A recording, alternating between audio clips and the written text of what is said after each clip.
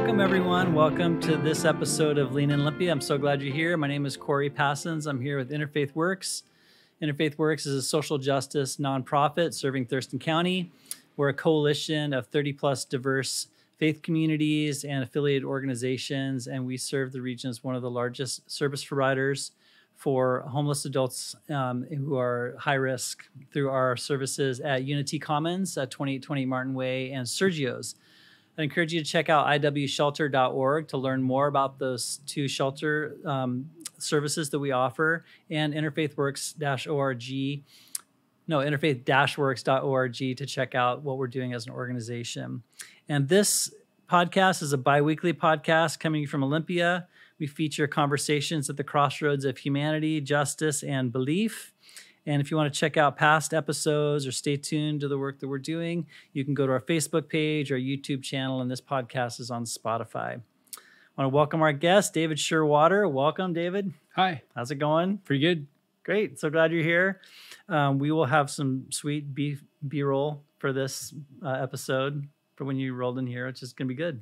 But we'll post that later in some other time. I'm grateful you're here. I met you this last summer at Rabbi Seth Goldstein's 50th birthday at the temple on the street there. You were the MC for that. And there was a dunk tank. There was a marching band. There was all kinds of good stuff. Rabbi Seth's family was there. His wife, Johanna, was there giving blessings. And it was all just a very sweet event. And you were the MC making it all happen. We met that day. You gave me a copy of your book, Making Sense of Olympia. And I am really interested in why a person writes about a place. And I want to talk about that today and what has been a part of you to make you want to spend time reflecting on a place or a subject. So we'll get into that, but I just want to give a brief bio if I can.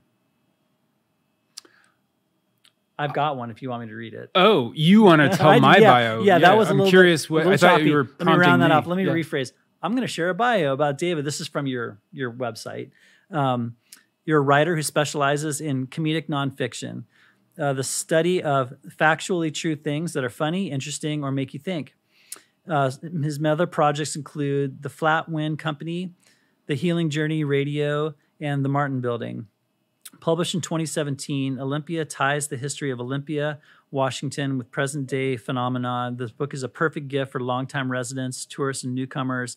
Many Olympia residents get to this book to send their parents, helps them make sense of our unique, beautiful, and weird city. And we're talking about this book right here. Yeah. Wonderful. That's me, in a nutshell. I'm okay with that. Is there more you want to add about current projects? Well, in the beginning, you said that you wanted to talk about why a person would write a book about Olympia. And I think you answered it that, I wanted a book that I could give my parents to help them understand what they refer to as a very strange place. Uh-huh. So anytime my parents have visited here, they've just scratched their head. They're not really sure. And I haven't had good answers to their questions. And I had those same questions myself. I wrote this book as part of a process of educating myself. Mm-hmm. And the product of that education was the book. Yeah. Our families oftentimes push us into unique spaces, don't they? Olympia is a place that I have found you can make sense of, but you do have to dig a little bit. And I don't think it's unique in that it is a place that just doesn't make sense at first glance. Mm-hmm. And it is a place that if you just walk around and look at things, you would be correct to wonder what on earth happened to make this occur. Mm-hmm. Why is this like this? Yeah. And so a natural state for any resident in this town would be a state of confusion. Mm-hmm. That just seems like, I think most people in this town are probably confused and they've just sort of accepted that confusion.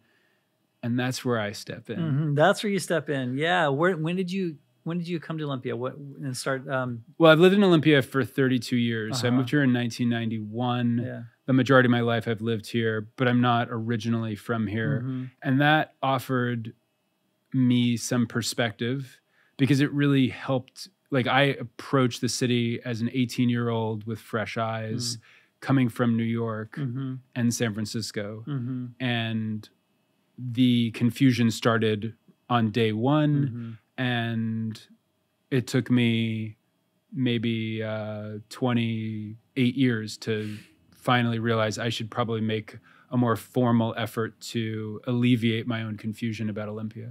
How does a path from places like New York and San Francisco, how does that lead to Olympia? I mean, like a lot of people, I came here because I wanted to go to college here. Uh-huh. So yeah, it's just kind of like a typical pathway. I heard about it Evergreen through a sort of unusual way, but it's just was looking to go to college. I was 18. I'd finished high school. I wanted to go to college. And Evergreen, the year before, two things had happened in 1990. One was they'd started building $1 million radio station. I was really interested in doing radio. And then the second thing, far bigger, was that U.S. News and World Report in 1990 ranked Evergreen the #1 liberal arts college in the United States. And so Evergreen was experiencing its golden era. I think that the consensus is that there was nothing quite like the 1990 to 1995 5 years, just where Evergreen really had the political and the academic capital that it lacked in all its years before that, and it has since sort of been slipping. So it was a great time to go to Evergreen, and it was a great time for Evergreen really getting on the map. Yeah. So I'm imagining I'm not alone among your listeners and people who are like, oh yeah, I heard about Evergreen. That's what brought me here. Or in that set, like people who heard about Evergreen during that era, because it was just, I don't know, it was like the planets were really lining up for Evergreen. My first roommate in college got into Brown, but chose Evergreen. Okay. And he wasn't the only person I knew who had gotten into a far better, quote, better school and just wanted to go to Evergreen. Yeah. I don't know if we have too many students who got into Brown going to Evergreen right now, but there was a moment when it just seemed like Evergreen was really holding its own. So you moved from the big city to the woods out in Evergreen, and then there you are. What did you study while you were there? I mean, I did initially follow that instinct to study radio. I was really interested in radio, but anyone familiar with me knew that, or familiar with that era, was just, all I wanted to do was get in trouble and figure out how to get out of trouble. Did you succeed in getting into trouble? Yeah, there were 6 formal efforts made to have me expelled from Evergreen. Okay. They all failed. And is there one in particular you're most proud of? I'm ashamed of all of it. Oh, ashamed of all. It's all disgusting and embarrassing. I used to be a weirdo. And like a lot of people who first, come here to go to Evergreen, I went through a phase where I was a weirdo, and then I recovered from that and joined the regular world here in Olympia. A lot of people moved here to go to Evergreen and then sort of, I don't know if assimilation is too strong a word, but sort of joined the establishment. I would say the vast majority. I don't know if like 90% is that accurate, but I would say the majority of the people who move here to go to Evergreen who have intentions or ambitions to remain here after college simply cannot and end up relocating largely due to economic forces. Yeah. One thing I was hoping to share with you about Olympia and your listeners, which I think helps, like, if your listeners remember one thing from this podcast to help make sense of Olympia, there are 23 cities in Washington State that are larger than Olympia. Yeah. And I think a lot of people, because of our personality here, you have a sense that this is like, we're on par personality-wise with San Francisco or Austin or at least some major sophisticated place. But in terms of population, we're pretty small. Our economic engine is driven almost exclusively by being the state capital. If you take by the way, listeners, you don't have to keep remembering this. I finished the thing that was most important. So if you just remember the one thing, it's that there are 23 cities bigger. Actually, on the national level, there's 749 cities larger than Olympia in the United States. How recent is your 23 city data? I just looked it Drill up. down. I just looked it up before because coming I'm here. from Spokane. We're talking about Spokane actually split into Spokane Valley and Spokane a couple of years ago. Right. So maybe it's 24. There was this big thing, and I don't know, but I love that story as a little subset story. But I'm sorry if I'm on too long of a tangent. I can kind of reel it back in, but I can finish that last thought and then give you a chance to take a breath. Cut in. Sorry, go ahead. Give myself a chance to take a breath. If you take the top 29 employers after state government and combine them, that's still less than a third of the number of people who are employed at the state. So when I say it's like exclusively public servants who work here, it's really like, compared to other state capitals, we are so driven, more so than almost any other state capital, by state employees.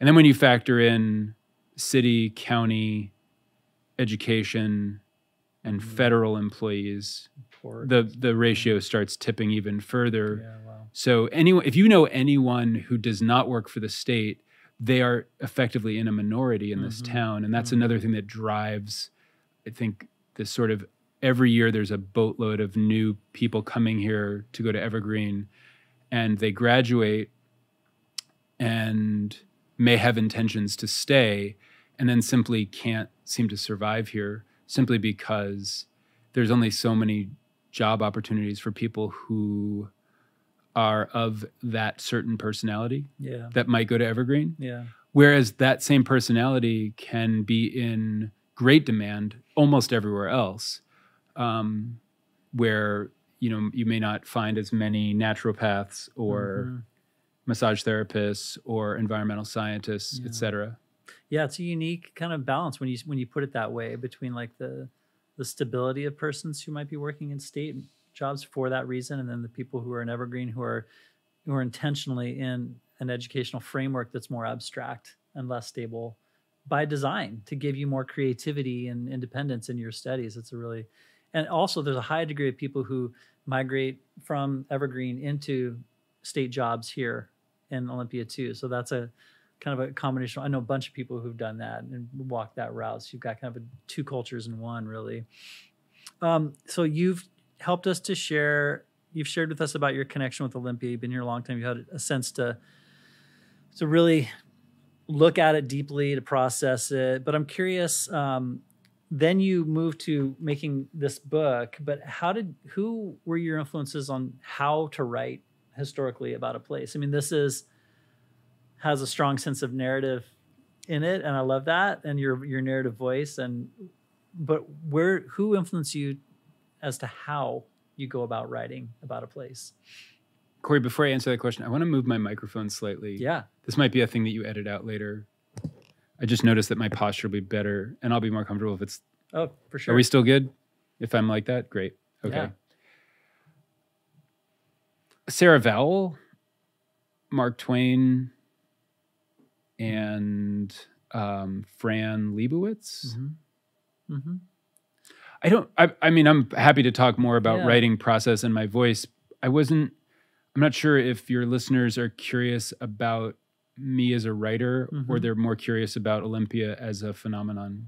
Well, what I'm interested in is, like, there's so much. We recently had Meg Rosenberg on, and she's with Window Seat Media, and they do archival audio work for legacy projects for organizations. And our conversation was really about story, and story is determined both by the subject as they're sharing it, but it's also determined by the questions or the context that they're sharing in, And so what she helped us see is that there's also this realization these days that some of the stories that are told, we need to just be mindful of who's sharing that story as to how the subject itself is presented. So that's why I was kind of talking about that. And taking on a project like writing history means you're really co-collaborating the history that you write.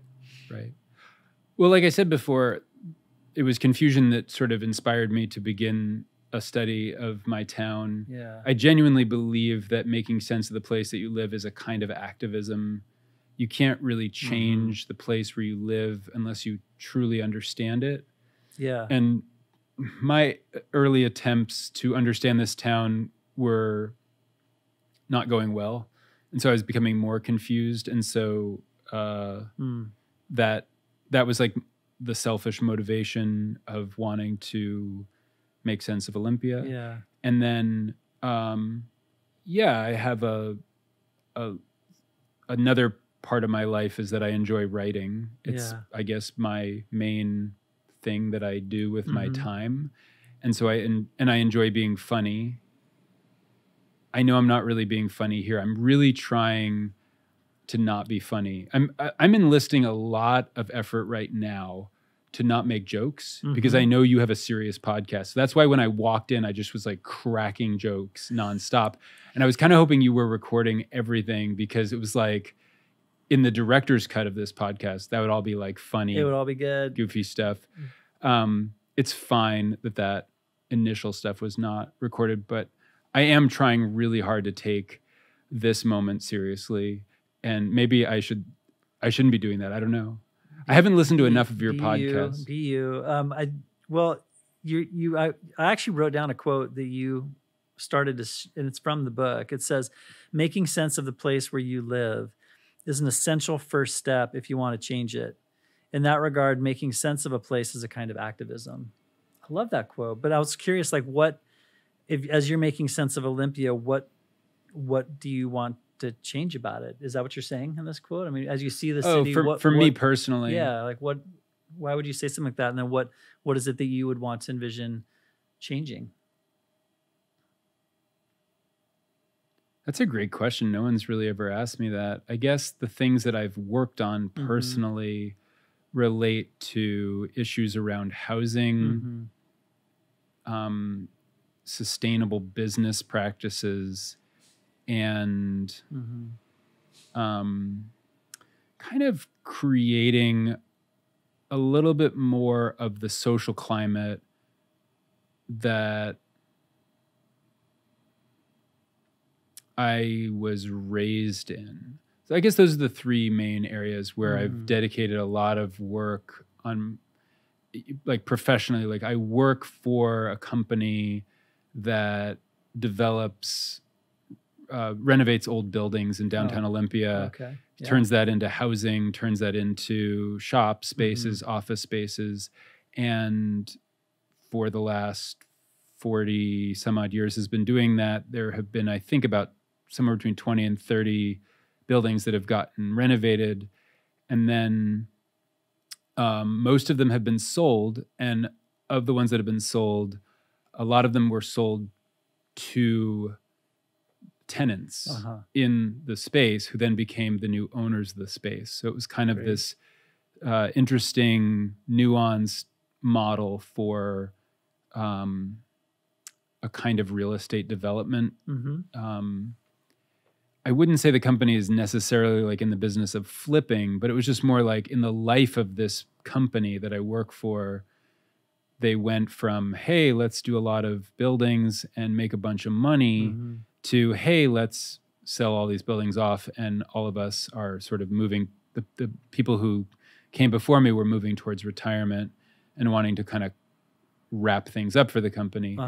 That was the motivation largely to sell off the properties. And then the way of selling them off became a kind of alternative version of capitalism.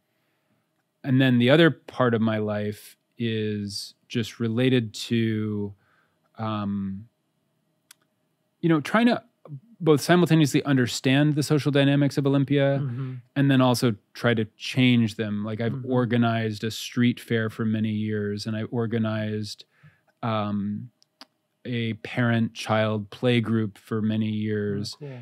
And in that organizing work, I always was bumping up against social dynamics that were a little perplexing to someone from New York and someone who was used to certain givens but then understanding where it comes from, understanding where our social dynamics come from,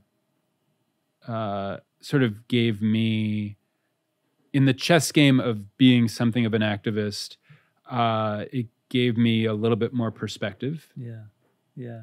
To understand a little bit about the history of the town from its first white settler to the millions that followed Levi Smith. Mm-hmm. Yeah, we were talking earlier.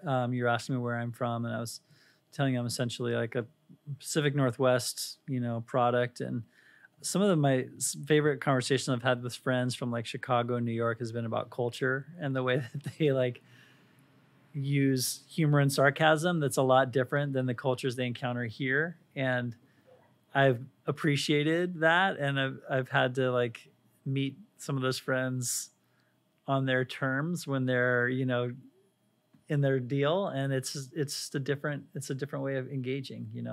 Right. Yeah.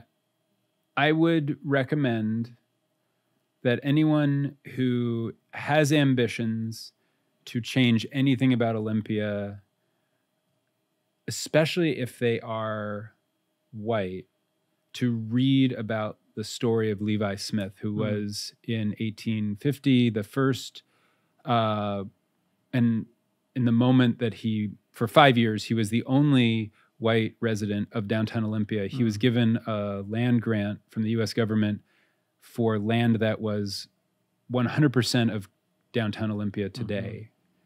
And his story is somewhat coincidental and somewhat like it just sort of happened this way, but it's such a metaphor for everything that came next. That's in here. It's actually not so much. I recently redid a whole section on Levi Smith. Okay. That will be in the next edition that comes out next year in great. 2024. Okay. There's some mention of Levi Smith, but it wasn't until last month that I realized that his story, I mean, just picture this guy. He's sitting on the porch of a cabin that he built at the site of what is currently like 10 more blocks of land, but back where the shoreline was basically where we are right now. Okay. So his cabin might have been right where you're sitting. And he's looking out on the water, and 5 years go by, and he has all of downtown Olympia as his. There's nowhere, like basically as far as he can see, it's his. He can see across the water to the land grant that Percival had. He can look to his right and see the gigantic land grant that the Bigelow family had. And then his business partner, and I sort of think that it was a little bit more than a business relationship. I think they might have been lovers. Edmund Sylvester has the land grant that is everything from where the Capitol currently is all the way to Tumwater Falls. And so the neighborhood just had these gigantic estates with these sort of rough, bearded, burly dudes who were given land grants as the, what do you call it? Like a duke? They were kind of like dukes. I mean, that's basically what the U.S. government had created in their land grant program. So the guy's sitting by the water and he's like writing poetry, and everything's pretty positive in his journal. But 5 years go by and it sort of turns really negative, and he's kind of like, it's not really as fun anymore. And he might be getting depressed. And eventually he's found in the spring of, I believe, 1855, he's found dead, floating face down in the water. And there's no like, there's with 4 or 5 white people in Olympia, it's not like you call the police or anything. So there's some mystery. But I think in that mystery, it allows historians like myself to just sort of speculate what killed this person. Was it just dysentery? Was it just an accidental drowning? Or did he die from just the downers? He was sort of down on Olympia. The reason I'm sharing this, and the reason why I think this is so important for people, especially white people who live here, is that I think there's a moral in Levi Smith, the first white settler's life. He came here. He was having a great time. He was thriving. He went through a period where he was just riddled with negative nostalgia about how it was so much better 5 years ago. And then he died. He went out of business.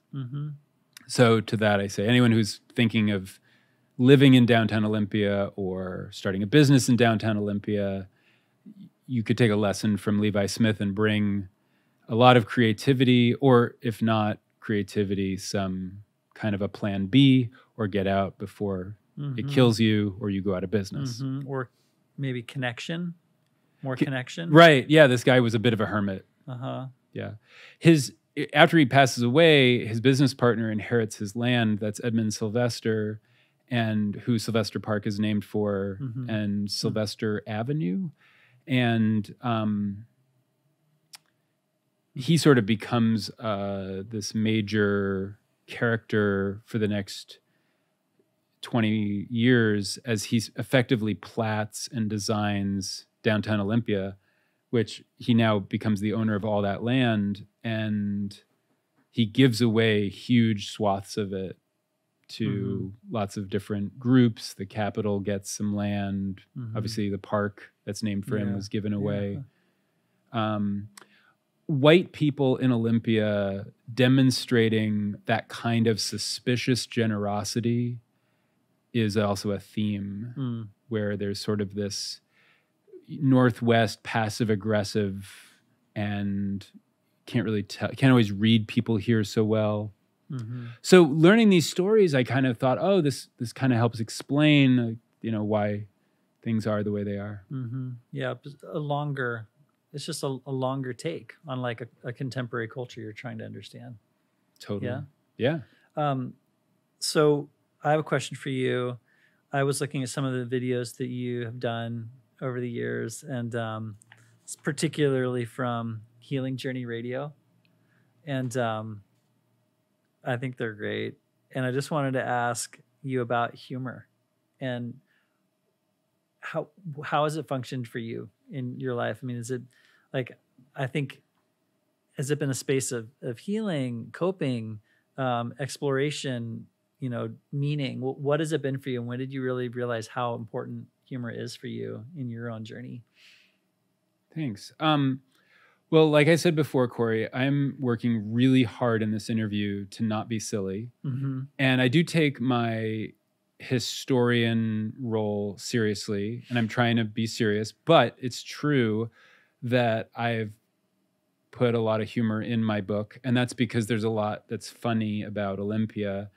And then outside of that project, I'm also silly, and I do silly things.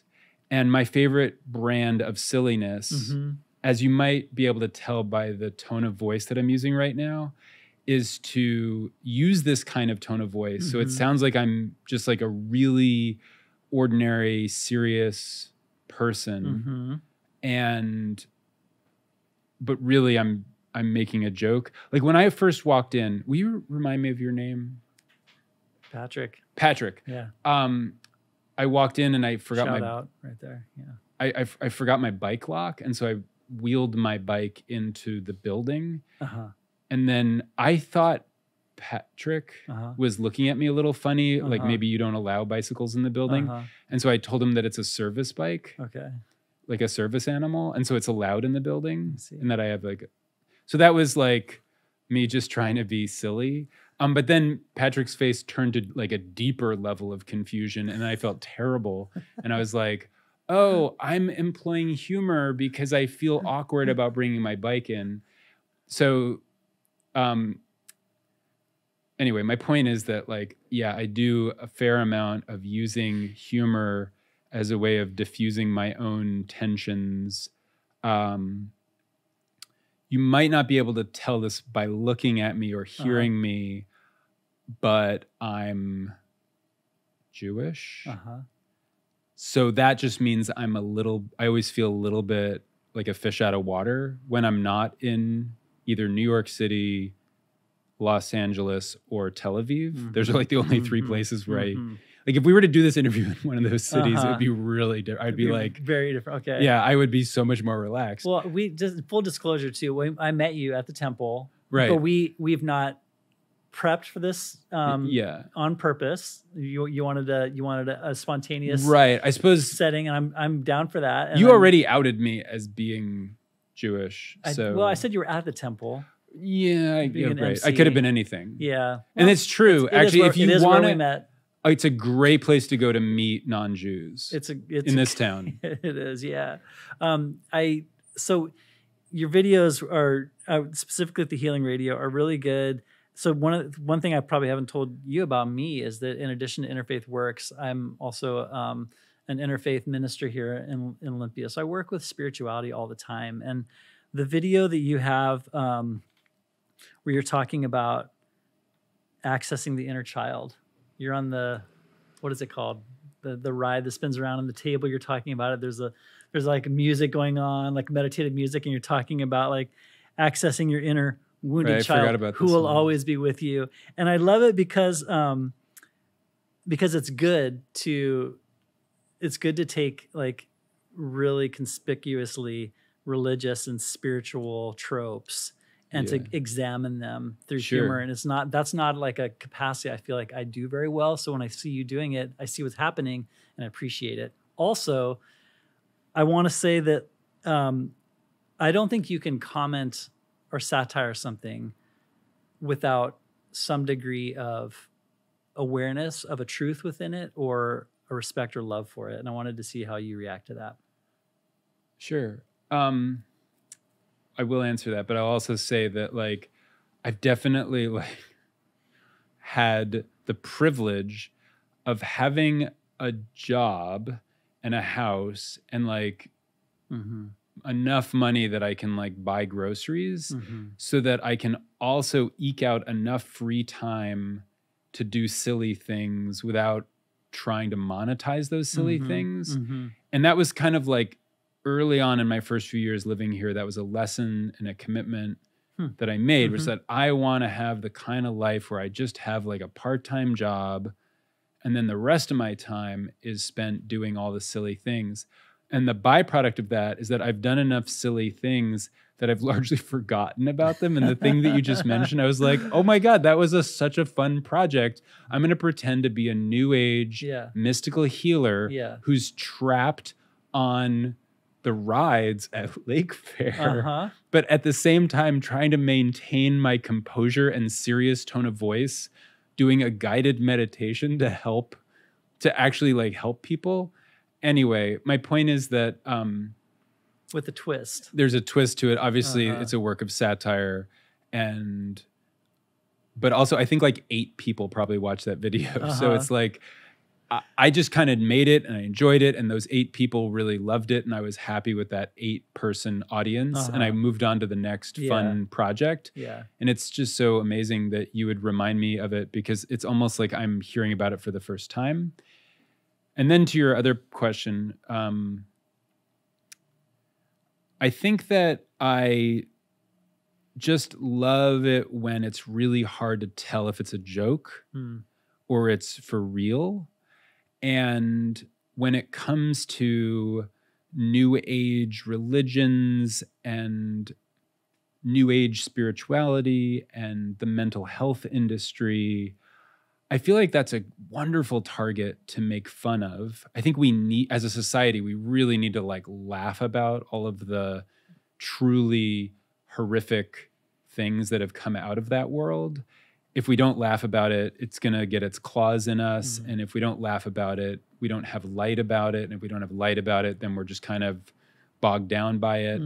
There's one really high profile cult here in Olympia or in the greater Olympia area that I enjoy making fun of, because it just, in my opinion, exemplifies the sort of larger problem, a kind of hunger that our society has for spirituality and belonging and connection.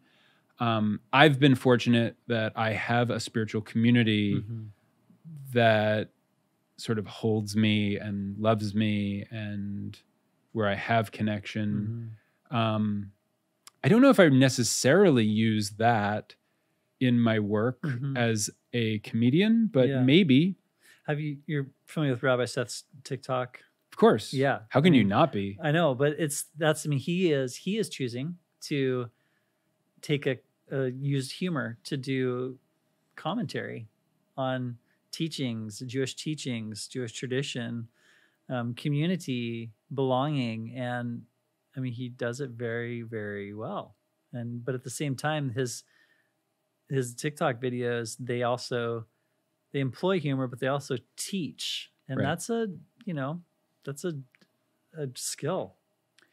Rabbi Seth and I kind of grew up together in New York. We were both part of the same network of youth groups in our immediate area, Mm-hmm. and we're the exact same age. And I have a vague memory of him as a young person, as a teenager. And I do think that we're like, I might be the evil twin to him in the sense that I just don't really care as much as he cares about like goodwill. I'd rather just make a silly video that 8 people watch, whereas he makes a silly video that 8 million people watch, and that's just great. My silly video is almost completely lacking in a moral, and it's 100% just a work of satire. The closest I've ever come to a personal feeling of like genuine success as an artist was not a financial one, but was the week that the Pfizer Corporation picked up my fake radio show and featured it on a Pfizer website as a genuine alternative to their drugs. Pfizer is the largest manufacturer of antidepressants. So for me to just be like swallowed whole by that whale, I don't think that for me, that was the ultimate Academy Award. If it was like a Nobel Prize. What did they feature? What did you do? Well, what happened was this was in, there was a phase where Pfizer was in some kind of a class action lawsuit where they lost. And part of their agreement was to make a genuine effort to seek out alternatives to their drugs. And so a representative from Pfizer sent me an email saying, hey, we're scouring the internet for people who are doing alternative medicine and who are doing alternative forms of healing. And we really enjoy your program, Healing Journey Radio, with Dr. Roger Stye Bantam. Can we, and Dr. Roger Stye Bantam is just a name that I made up as the supposedly like this narrator. Clearly they didn't make it to the end of a single episode because Dr. Bantam almost always passes away during the episode, like, or there's some like horrific thing that happens, you know, like it's just, it's just, by the end of it, it would be hard to believe that anyone takes it seriously. But it went on for 3 months, and I just love that we kept getting featured as this like revolving door. I had to sign an agreement. There was no money exchanged, but it was that I signed an agreement to feature the Pfizer website, which I was so happy to do. I went from having like hundreds of listeners to having thousands of listeners that week because the existing listeners who were in on the joke saw this thing happening and saw the publicity, the free publicity that Pfizer was giving me. And it was the ultimate, like, I don't know. It's just like in terms of a prank, you can't get a, like, that's the Pulitzer Prize for me. I was like, that week I was like, I never want anything more. I've succeeded as an artist. You did it. I love that story. I love it because like but I also love too, is like, there's an element to your work where, and this story in particular, where you're exposing something, you know. What was the most important thing to you that you exposed in that whole episode, that whole instance? Well, you mean episode? You mean that whole series? Yeah, you working with Pfizer, them picking it up. Like, what was important to you about that? I would just say that like we're all so hungry for any kind of sense of well-being, and there's no shortage of snake oil charlatans out there. I can't think of a bigger one. I know that some people genuinely believe that the drugs that treat emotional difficulties are long-term a good thing. I'm not one of those people. I can sort of get behind the short-term benefits of a person who's in deep crisis maybe that bails them out enough so that they can regain some control over their lives. But I think, and maybe this sounds a little bit utopian, I don't want to make any enemies in this area, but I just think that ultimately there isn't really an alternative for love and kindness and caring and genuine healing. And I think that maybe the drugs are like a short-term surrogate for that. But I've never seen anything in my life or in the lives of the people that I care about that really shifts things quite like effectively loving someone. And so what came out of that project was I just felt like the biblical David and Pfizer is Goliath, and I feel like I scored one, like a rock right between the eyes. 4 months went by and they eventually sent me another email like canceling our relationship and took down our website and took down the mention of this silly podcast. But if listeners are interested in that chapter of my life, I'm very surprised because I'm thinking this podcast seems like it's like a pretty serious thing about Olympia, and my work is not serious. But if they are interested, I think there's probably a dozen episodes of Healing Journey like on YouTube where there was a video series that supplemented the radio one.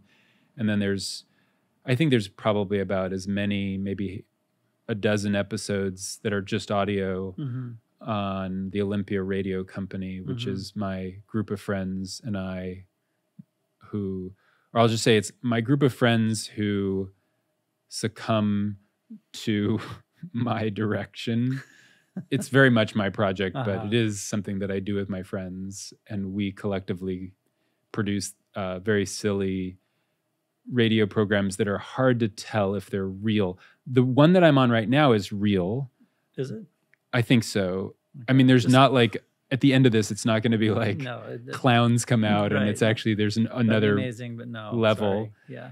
But on all of my radio programs, at the end of it, or somewhere in the middle of it, you start to realize this is not it starts out sounding like a half a dozen people talking on a podcast panel. Then you realize it's all actually a work of satire. Well, in the work of like religious work or spiritual work, there's always a balance of, grief, joy, these things that we seemingly put in polarities, right. And though I don't, humor is something that it feels very difficult for me to it's not a part of the way I lead, and function. Like I think it might be for you as one of your gifts, your characteristics of your way of being. But something I've always appreciated about the people in my life who are like that is that humor is not only like light and happiness. It also reaches the whole spectrum of what I was just talking about. Like this, if you want to put it in language that's typically binary, like there's the happiness of humor, but there's the sadness, and the real humor is the two are never extracted from each other. They're always together somehow. And that's the real mystery for me when I really feel like, for example, my experience of watching the spiritual satire was that the grief, if you want to go find it behind there, is that some people have been exploited through spiritual teachings. The grief is that we yearn for the wholeness, the yearning, right. That's some of the energy behind it. And I appreciate when people can access that in a way that's like almost transparent, but right. When it's not there. Right.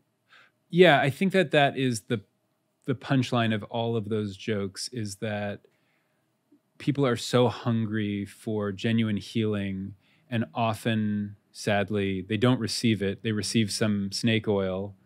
And I wanted to make something where the snake oil was so unbelievably saccharine and empty in this program called Healing Journey Radio, so that it was sort of like making fun of that situation where we're getting shortchanged spiritually. I don't envy you, Corey. I always feel bad when I meet people who work in faith, who are spiritual leaders, because when I put myself in your shoes, I just think, oh my God, you have to be accountable to your congregation. You are receiving a salary. You can't, like, the stakes are high. You can't mess up. Or when you mess up, it can really affect your life. And you always hear about people who work in faith communities making some mistake and then they get fired. No worries. Yeah. I just want to point out, because that was not on camera, that Patrick just fell down 9 stairs. He's broken his arm. No, he's broken his arm. The bone, you can see the bone protruding from the skin. Still no yelling though. It's amazing. No yelling. He's still doing his job. There's blood like running across the floor, right? He's also really trying to not laugh at all. I mean, that's professionalism. And I'm just sad because it interrupted a short-changed a compliment I was getting ready to receive. And so this is really tragic. No, I want to just kind of deflect. I appreciate your review into professional religious life, but I also just want to pull back aside and say that when you doing the work that I do, some of the deepest laughter you'll ever experience will just emerge suddenly when you're planning a funeral with some people, or you're eating food with them after the memorial, or you're remembering a time when something shifted away and you're grieving it. It's just like, it just comes out because life is not just the one or the other, you know? Right. And it's the deep laughter of those absurd moments where there's no solution. There's no solution. Right. Like in your mind, you're saying that like when you're planning a funeral, there's a little gremlin voice saying, okay, don't do this, don't punch the corpse, or whatever. Like there's 100 things that you really should never do in a funeral. But if you were to think of it in the sense of like, tragedy is when I fall down the stairs and comedy is when Patrick falls down the stairs, that like there is a place for at least the, if you were to make this glaring, if you were to punch a corpse, I don't know why that popped into my head first, but like, yeah, that's something you don't want to do in a funeral.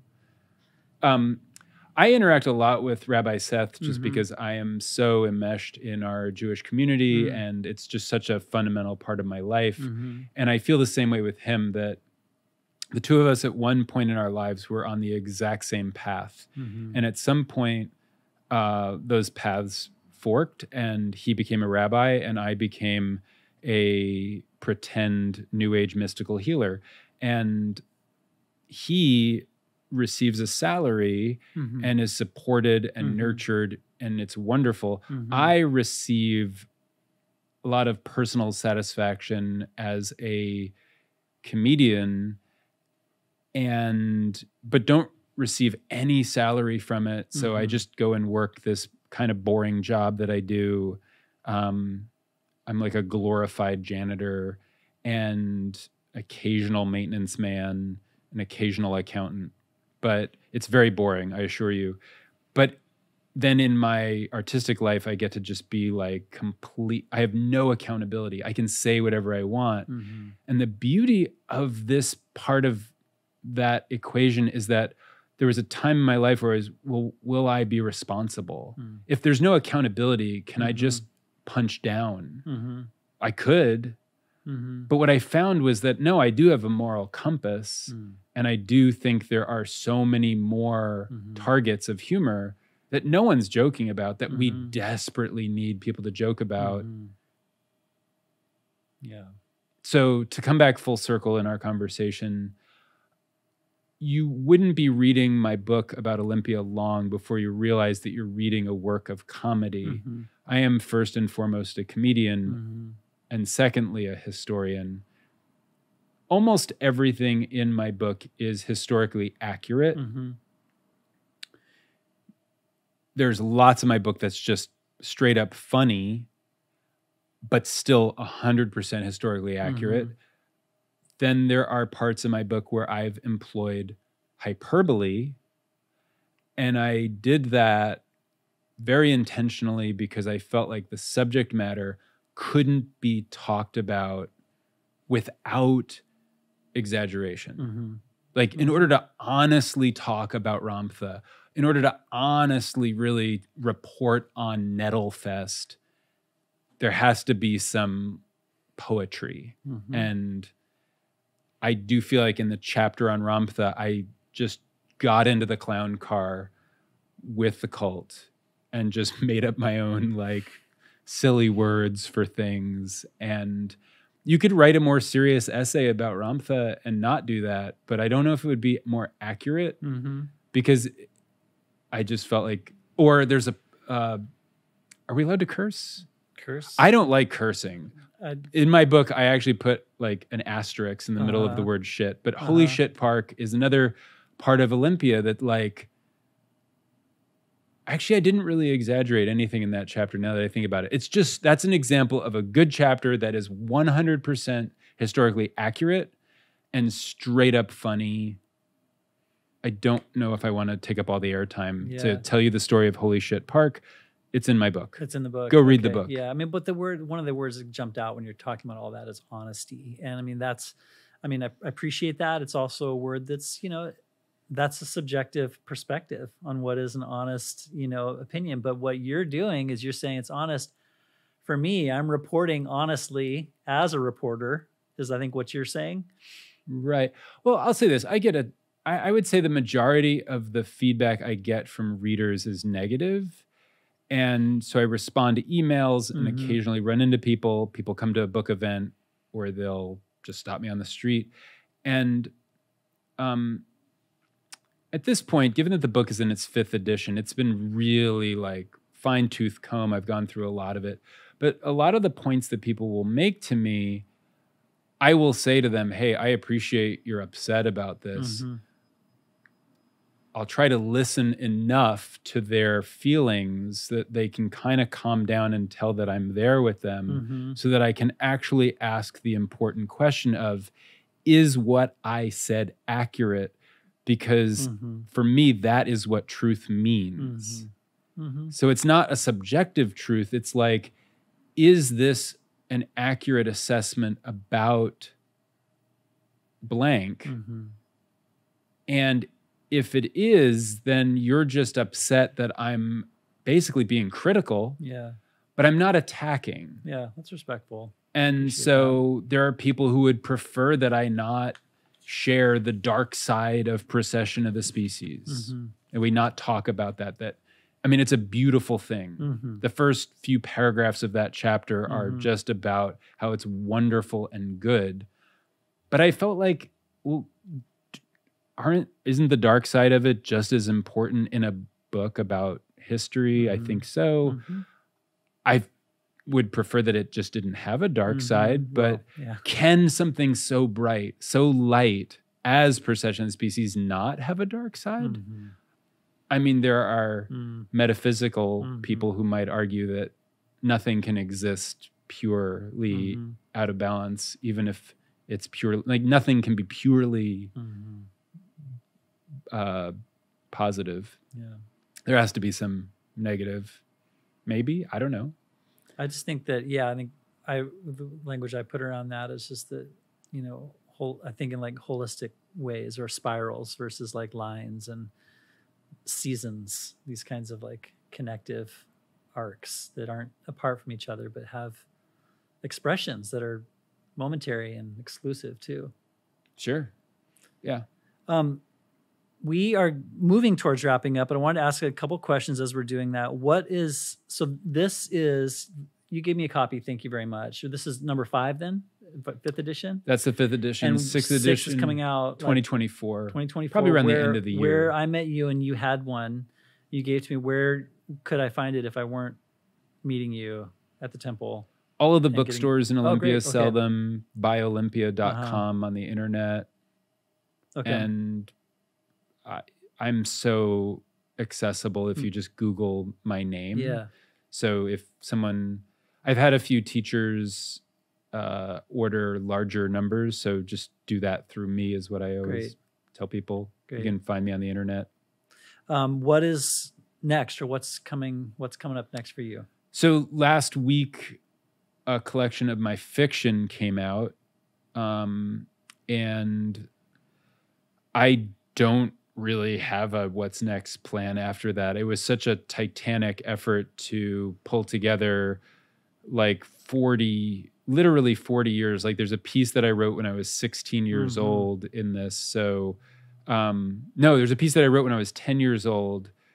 I'm not 56 years old.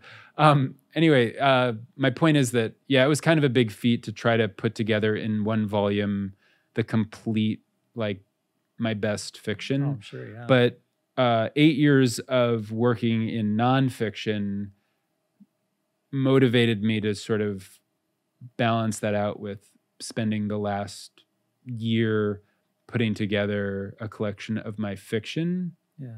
A lot of which is difficult to gauge satire. So on the surface, it may appear like a letter or a notice or a warning. But I think most readers will figure out that it's, what's the word? Silliness. Yeah. I love you. You love that edge of like, holding, sustaining and tension, and then right. that tipping and falling over into the realization. As much as I love the edge, I actually also really love these moments where I get to just freely not honor the edge and just talk to you backstage. I'm not trying to portray myself as a character, but I am able to talk to you about being a character or writing a fake flyer for a lost. I put up a lot of flyers in Olympia. That's been a theme. And so a lot of my flyers say things like lost. Instead of lost cat, I'll write lost oat.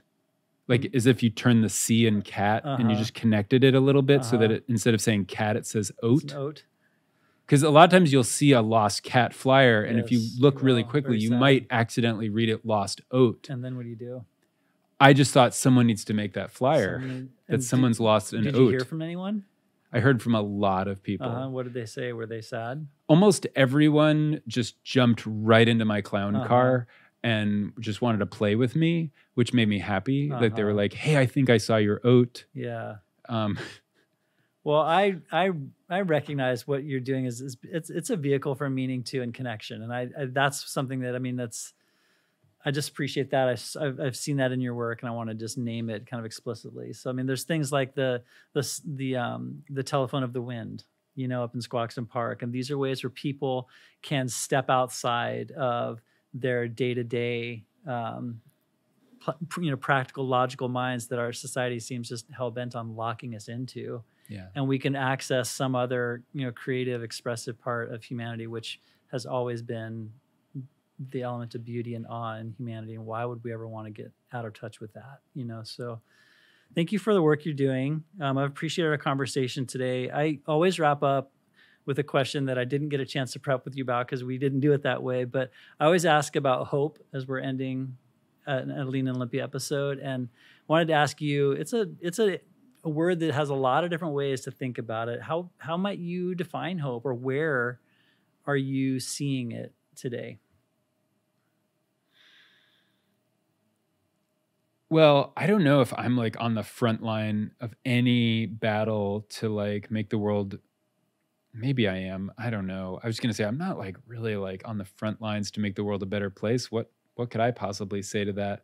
But I do have this thought, which is that like I don't think humanity has ever been so close to completely throwing all of the vestiges of earlier versions of humanity into the garbage forever.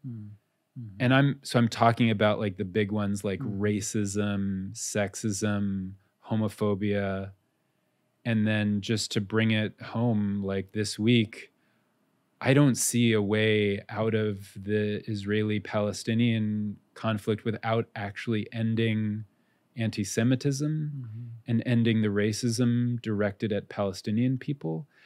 Like they may fight a war, but this war just feels different. Like this moment is different.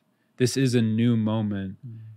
And I feel very personally invested in that fight and in that struggle. And I always have been.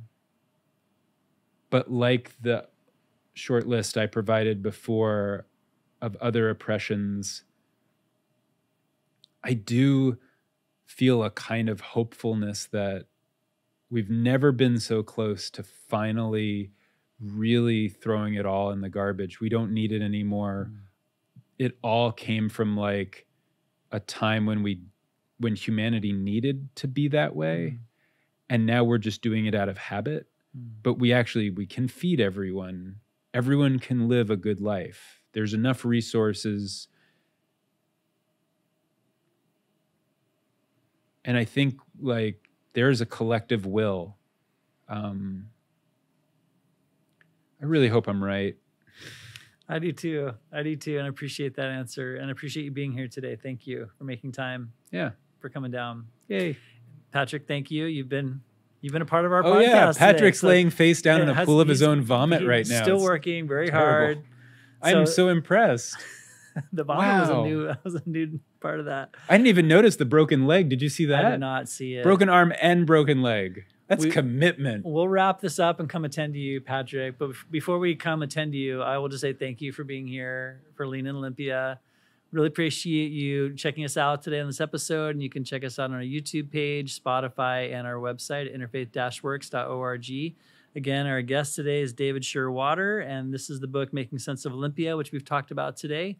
And appreciate you being here, and be well.